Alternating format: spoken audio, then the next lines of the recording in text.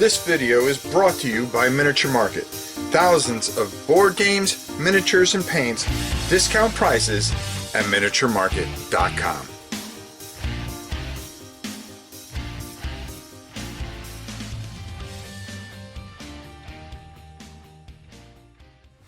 Hey everybody, it's your old pal Rob. Today we are going to be talking about a very unique solo, co-op, solo, space battle game that you can use your own miniatures for. It's called Brutal Space, I found this very, very interesting, and I wanted to show this to you guys, and I wanted to talk about it. Now, I'm not going to go over everything. There's a lot to go over, but I want to go through the book. I want to talk about a few things. I want to come down and just show you that, you can use any spacecraft that you want, and they're considered modules in this game, which is a very, a little bit of different type of way things go, and just talk about different things that go on here with this. This is very, very interesting in how it works out and how you get victory points and so forth and so on.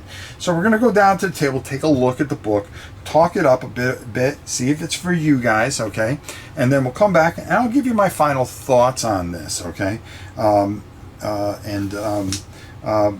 going to try to fit in a playthrough that really kind of show you how the solo aspect of it works after Gen Con, because we have so much going on with Gen Con. So I want to do this justice, and really, really, really cover this. I think you'll really, this is really something unique, and you might really, really like it. Let's go down to the table and check it out.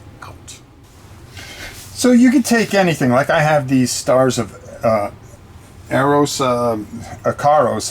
miniatures that I'm not doing anything with because that game's kind of dead to me. But I now have purpose for them using this game. You're going to assign each ship as a module, and we're going to talk more about that. I'm not going to explain everything here. Everything's run off a D10. Basically, you're going to have a certain value, and you're going to have to roll under that value with modifiers to hit and do damage. And you can do different types of damage, fire damage and such like that. I want to go through and really show you this book, and you can check everything out at www.brutalityskirmishwargames.com to get your copy of this. I don't know if it's at if it is going to be held at Drive-Thru RPG. Forgive me for that at the time of filming this, but I will talk more about this as we go. What's really neat is there is a really good history behind here, and this is very well thought out, as they have made different types of factions, and you can actually proxy and use anything that you want for a ship, and different types of ships, which really makes this interesting. But a very deep history of the different federations and how they can be used and what they can do and who gets along with who are enemies, who are friends, and everything about them, the different type of ships that they'll have. Really well thought out. So your first 30 something pages about that, but then you're going to get into the game, and I'm going to move these ships out of the way here to just kind of show you what you're going to need to play. Now, to make sure that you understand, you're going to need a whole bunch of D10s. Like I said, you're going to need a ruler that you're going to need, and when we talk about ships and stuff like that, they're considered modules. It considers one ship is considered a module, but a grouping is, of course, a fleet or ground fleet. This plays both in the air and on the ground, of course. Your board size basically is going to be 3x3, which I think is great because it keeps everything tight and in there. Very, very tight for you.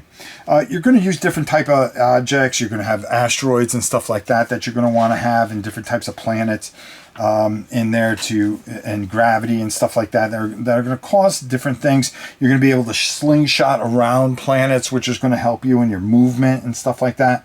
You're going to get certain amount of points. Usually you're going to run with anywhere from 4 to 8 models. A big game is if you had 8 models.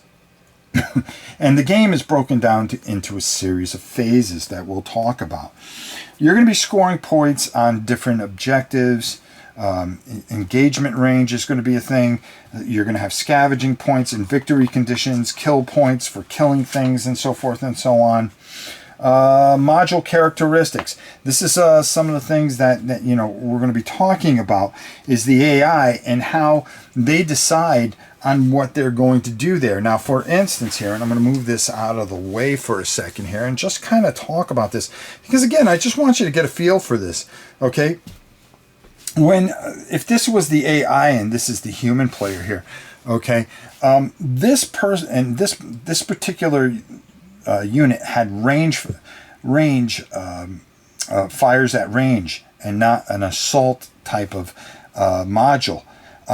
You will roll on a particular sheet that will give the AI certain type of characteristics that it'll go after. So let's just use this dice here and say this was another ship over here. Say this ship, and we rolled on the chart and it said, hey, I like to go after range ships. His focus would be on this particular ship right here, okay? And even though this ship may be closer, he may roll and say, hey, I'm interested in ships that go for assault or have some sort of speed, which would be this ship. So he would be focused here.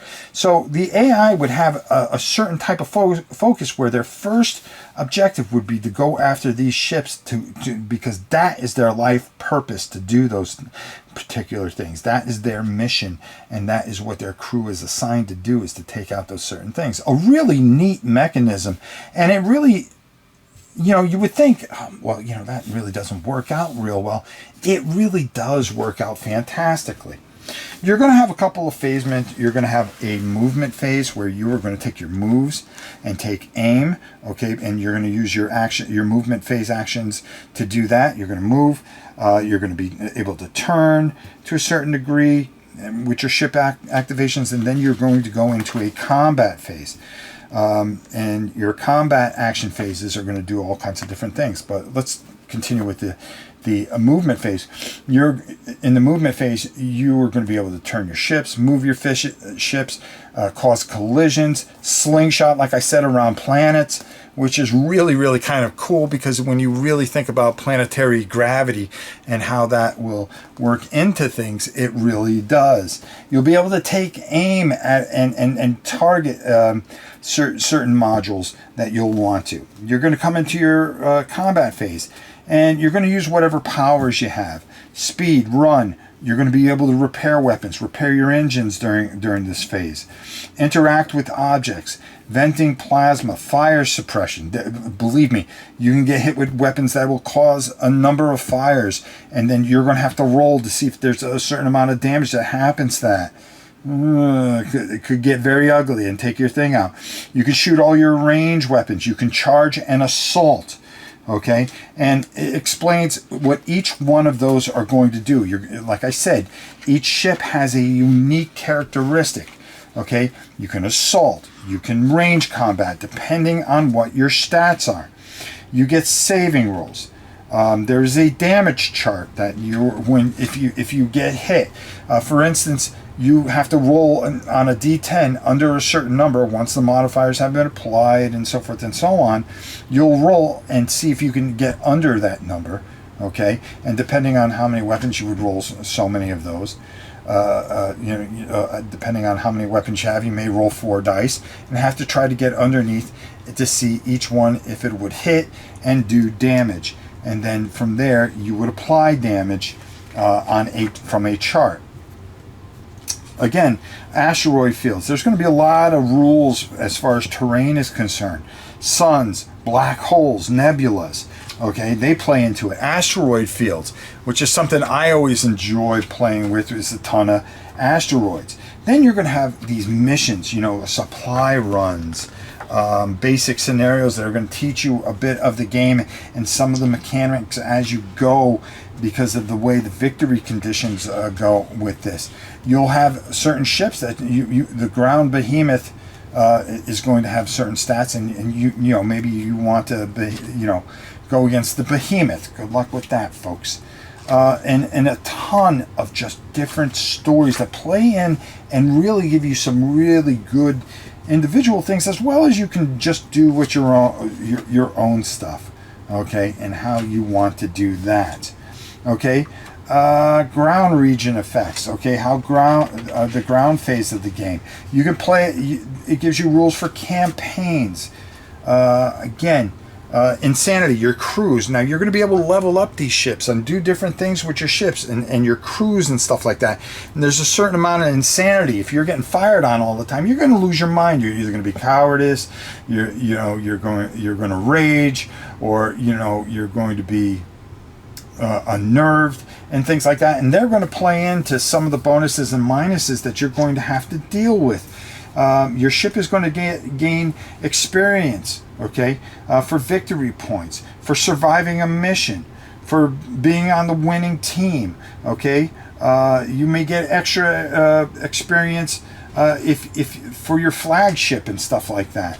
And then you're going to be able to give skills out, okay, which is even a deeper exploration into the into this very unique system. It's going to show you how to create your own ship, okay, so you're not limited to well, this is a battle cruiser. Well, you're going to be able to add certain things and do certain things to create your own kind of ship. You may see this ship and say, well, this is really great at assault, and it's very fast, and it has a certain amount of ordnance, and maybe it has boosters and things like that, and you're going to add all those things, and they're going to add up to a certain amount of points. And do you have those points, and how much it'll cost to create that type of ship, okay. You also have a very simple thing. If you're not good at building ships, well, they have something that you can build something for. If you want to do a basic range ship, a basic assault ship, a basic fast ship, a basic support ship, all those things, everything is made available to you here. And this really, again, all these different things that are already pre-made that you can go through and really just put together your own thing. All you got to do, hey, you can use a couple of dice, you can use a couple of soda cans, for crying out loud, and do it, and just decide, well, this is this type of ship. That's what these rules allow you to do. Proxy anything that you want. And then, of course, going into how the AI works, okay, and faction behaviors, missions specific for the AI logic trees, okay, and how that all plays out, and how how you play against AI. It gives you missions for that, okay. Boss fights and things like that. How to use the damage charts, okay. When you get hit, the certain types of damages that you're going to be affected, okay. Ground combat damage chart, how that works out when you're on the ground. Space fleet roster sheets, okay. Make your own thing, print them out, and do whatever. And then I believe, and I hope I didn't bypass it, folks. Your quick rules reference sheets, that's going to help you. Your ground combat roster sheet, all the things that you need to really get going. Everything included in this fantastic little book, which you could tell that Scott put a lot of heart into. Okay, so let's go up top. Let's talk a little bit more about this, and then like I said, we're going to come back to it because there is another book that I want to show you too. But I want you to get the basics of this. Go over again to www.brutalityskirmishwargames.com and check this out. It's well worth your money. Okay, so I don't say this very often, folks, but this is very, very interesting. I tooled around with this a bit, and I started messing with it, adding in different things and stuff like that, trying to get a feel for the solo version of it, because that's what really attracted me to this. And I'm going to tell you, this works very, very well. I didn't think it would, until I got going with it, and it really does work. What I really like is how you can level up your ships. Your ships get combat value. You how things work in combat. Everything is just very simply done with a D10, which I just threw. I got a 7, which I would have failed because normally my combat rating is a 5, and I need to get under a 5. Okay, so there you go. But the things that this does and how smart it is, and I keep on looking for a hole in it, and I haven't found it yet. But I'm telling you, this is very unique, very different. Again, like I said, you know, for surviving missions, for getting through missions, and then if your ship gets blown up, now you got to bring in another ship. Okay, so you lose all those points. So now these ships become personal to you. The fleet becomes personal to you. Do you know when to run, to back out and get the hell out of Dodge? Okay, because the AI is just going to keep on coming at you. All right, and they have something specific. You might be their target. Uh-oh, my favorite ship is their target. I've got to somehow figure this out and get out of this mess. And that's what this game does. It makes you think, and you wouldn't think that way, okay? Because, you know, normally if you were just playing a space game by yourself, it's like, okay, I'm going to move these guys, I'm going to show off my brain, I'm going to move these guys. But at some point, it kind of goes, okay, I know that I've got this opening here, and I'm going to take advantage of it because I left myself wide open. Maybe purposely, for all I know. This does not give you that. This, you can sit down by yourself and really think about your movement and then go, oh boy, what are they going to do this turn? And how am I going to stop that? Okay? And what if I don't take out that particular ship? And then when you start leveling up and start, you know, adjusting things, it really works very, very well. So I highly suggest go over to brutalskirmishwargames.com. There's another book that I'm going to show you, but I'm not going to show you in this video. This video is already long enough. But I wanted you to take a look at this. I wanted you to you know, this is affordable. You can use it with anything. Okay, all you got to do is you make up your own paper tokens. Okay, don't go, or maybe you have. Listen, we have so many tokens from so many games. There's got to be something that you can use. Use them to designate certain things. You make your own tokens. You got your battle sheets. Everybody's got 10-sided dice. You've got ships that you can use. You don't have to go buy ships, or maybe create your own ships. I mean, there's nothing to take a little foam and create your own type of ships and put them on stands. But again, very unique, something very cool. I couldn't wait to show you, and I hope you enjoy it.